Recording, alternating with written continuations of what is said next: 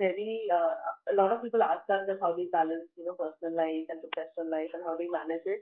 But I think it comes so naturally. It is so good that, to have your sibling who knows you since the birth, literally since birth, that you've grown up together, you know your strengths and weaknesses. For us, it has been the biggest strength actually, and also I think that sisterhood is something that should be cherished always.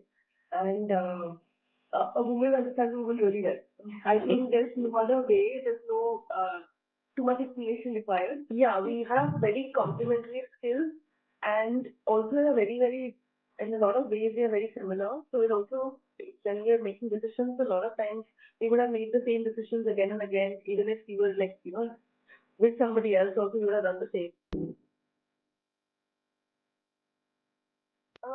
Honestly, plagiarism, I would not say it's the biggest obstacle, though it's a hindrance. Every now and then we see a brand just copying it. If some brands have, are genuinely giving work to the viewers and taking our design, I really don't feel bad. But sometimes some brands will copy our design and make something in polyester, cheap quality, and then they start selling it like one-fourth our price. That hurts a lot.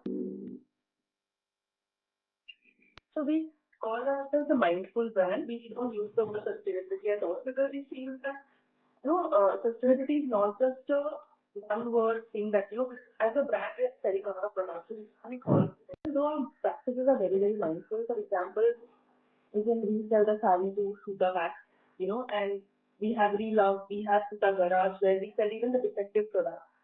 Okay. So that is what things don't get in the landfill. We have a concept called Suta Earth, where so one is Suta Garage, one is Suta Earth. Earth is where we take any old sari back from the customer, anything. Not back, we take any old sari from customers which even has stains, and we upcycle it into Suta bags. Because customers would have thrown that sari, right? Not to wear. Very little plastic in our shipping, storage, all of that we use as less as possible. Even while storage, when people have one packet in for one product, we have 10 products put in one bag. And that also we try to reuse those bags. I feel the handloom industry, why it will grow is because there's a lot of awareness that's spreading.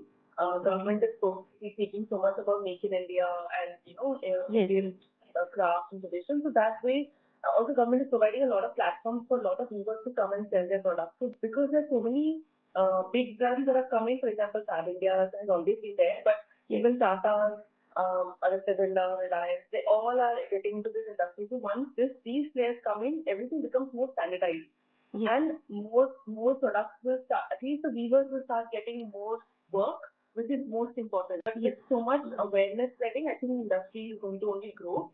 And we have seen a huge change since the time we have started till now because the kids we have seen from the villages, they want to join their family, like family feeding and in the same work they have been learning since ages. Yeah, I think also influencers play a major role where they're also spreading a lot of awareness on behalf of the brand. I think two, I would say. One is, of course, that the weavers community is flourishing, and they are they're actually becoming more independent, and also that there's a lot of design change that's coming through, right? Because of different brands, they're getting so much design, and because the designs are great and fresh, that means people are again looking back at them and buying more. So it's all like a cycle. It's all improving in a good way. So that's very rewarding to see that. Second, I would say is the one we started with, right? Young kids again wearing saris. Actually, people wearing saris to work and pubs and malls is becoming a new normal. And I think also film industry has also played a very important role. If you see all the films, the main protagonists, main characters, they come going back to saris. But now if you see even that Rocky Rani and all of that, all the actresses, everyone who's everyone's wearing a sari. You see that saris are looking powerful. In the movie, the series which was Bombay Becomes, where Pooja had only wore saris in her corporate career. So she was such a powerful CEO only wearing saris. So that was so. If you have to give three important learnings for entrepreneurs who are just starting out, the first one would be that stay like a hawk, look at the numbers, don't lose sight, because number will only tell you the truth. Everything else can hide here and there, numbers won't lie. So just be on top of it. The second one is that ask for help. Never forget that there are people who have gone through the same problems and you don't have to dig and find a solution. So just call up, network a lot. You can put a line on LinkedIn or Instagram even if you don't know the person. The third one is that you have to build a strong team. So hire people who are smarter than you, because when 1 plus 1 combines, it will become 3 or 4 or more. You cannot alone do everything. Entrepreneurs usually tend to do everything on their own. I know it. It gets a lonely journey, becomes a lonely journey. So get great people in your team. All the best. Bye. Bye.